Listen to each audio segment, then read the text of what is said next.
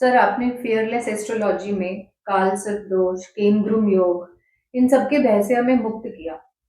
एक ऐसा और दोष है जिससे ज्यादातर पेरेंट्स चिंतित रहते हैं और अपनी संतान के विवाह को लेकर उनमें भय बना रहता है। वो है मंगल दोष। कृपया इस पे रोशनी डालिए। बिल्कुल जी, बिल्कुल। हमारे पास भी हर दूसरा पेरेंट्स आके यही प्रश्न करता है। तो आज फियरलेस एस्ट्रोलॉजी में हम मंगल दोष के बारे में चर्चा करेंगे और जितने भी पेरेंट्स हैं उनको चिंता मुक्त करेंगे। पहले मैं आपको बताता हूँ कि मंगल दोष का निर्माण कैसे होता है, फिर मैं आपको बताऊंगा इसका कैंसिलेशन कैसे होता है।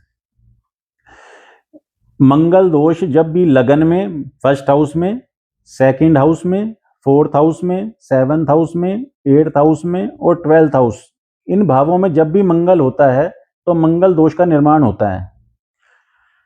लेकिन 70 से 80% कुंडलियों में इसका कैंसिलेशन हो जाता है। ये कोई पेरेंट्स नहीं समझता। तो जो भी अच्छा एस्ट्रोलॉजर होगा वो उनको गाइड करता है कि इसमें कुंडली में कैंसिलेशन हो रहे हैं, पहले उसको समझना है हमें। यदि हमारी कुंडली में मंगल दोष का कैंसिलेशन हो रहा है तो उसका प्रभाव कैसे पड़ेगा, उसका नेगेटिव कोई इंपैक्ट ही नहीं है। तो अब मैं आपको कैंसिलेशंस बताता हूं कि कैसे कैसे इसके कैंसिलेशंस लगते हैं। जब भी लगन में बुध की राशियां हो, यानी मिथुन राशि, कन्या राशि हो तो कैंसिलेशन हो जाता है। आपके फोर्थ हाउस में मंगल की राशि हो तो कैंसिलेशन हो जाता है। सिंह लगन हो, कर्क लगन हो तो मंगल योग कारक होने के कारण कैंसिलेशन हो जाता है। सेवंथ हाउस में कर्क राशि हो, मकर राशि हो तो भी कैंसिलेशन हो जाता है। अष्टम हाउस में गुरु की राशि हो तो भी कैंसिलेशन हो जाता है। 12th हाउस में शुक्र की राशि हो तो भी कैंसिलेशन हो जाता है। और यदि जातक की आयु 28 वर्ष पूर्ण कर चुकी हो तो मंगल दोष का प्रभाव नहीं रहता। इसे हमें समझना है। तो सर, ये जो आपने अभी बताया कि 28 वर्ष के बाद मंगल दोष ऑलमोस्ट खत्म ही हो जाता है, ये कैसे पॉसिबल है? देखिए, इसको समझने के लिए आपको मैं एक चीज बताता हूं कि जब ये ज्योतिष शास्त्र बना उस समय बच्चों की जो शादियां थी वो बड़ी छोटी उम्र में कर दी जाती थी। 12 साल, 13 साल, 15 साल, 16 साल की आयु में कर दी जाती थी। या आज से हम 20-25 साल पहले की भी बात करें तो बच्चों की शादी 20, 21, 22, 23 साल में, 24 साल में, 25 साल में कर दी जाती थी।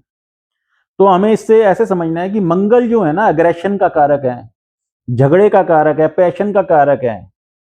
तो जब हम छोटी उम्र में होते हैं तो हमारे अंदर इतनी मैच्योरिटी नहीं होती, हम इतने परिपक्व नहीं होते कि हम इन चीजों को हैंडल कर सकें। तो मंगल का प्रभाव उस समय हम पे ज्यादा रहता है।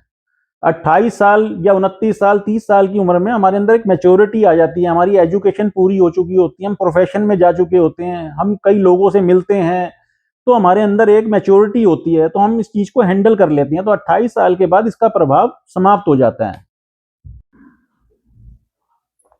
सर, आपने हमें बताया कि काफी कुंडलियों में तो कैंसिलेशन हो ही जाता है मंगल दोष के, लेकिन जिन कुंडलियों में मंगल दोष का कैंसिलेशन नहीं हो रहा, तो उस केस में पेरेंट्स क्या करें? देखिए, वैसे तो ज़्यादातर शादियां आजकल जो हैं 28 साल के बाद ही होती हैं, तो काफ़ी में तो ज़रूरत पड़ती नहीं है। और बाकियों में कैंसिलेशन लगने के बाद भी, कैंसिलेशन नहीं लग रहे हैं जिन कुंडलियों में, मान लीजिए उसमें मंगल दोष है, तो उसमें क्या किया जाता है। मान लीजिए किसी कन्या की कुंडली हमारे पास आई, उसके लगन में मंगल है, तो हम लड़के की कुंडली भी ऐसे ही देखेंगे कि लगन, लड़के की कुंडली में भी वही मंगल हो लगन में, या फिर शनि राहु केतु में से कोई भी मेलेफिक प्लेनेट लगन में उसी भाव में हो। तो ये भाव मिलान करके इस तरह से हमें कुंडली मिलान करनी पड़ती है। तो उसमें घबराने की जरूरत नहीं होती, और ये भी थोड़ी बहुत कुंडलियों में ही रह जाता है। बाकी कुंडलियों में तो विशेष ध्यान देने की जरूरत नहीं होती क्योंकि उसमें कैंसिलेशन लग रहे होते हैं, और आजकल बच्चे 28 साल की उम्र के बाद ही शादी करते हैं, तो इसलिए इसमें ज्यादा परेशान होने की जरूरत नहीं है।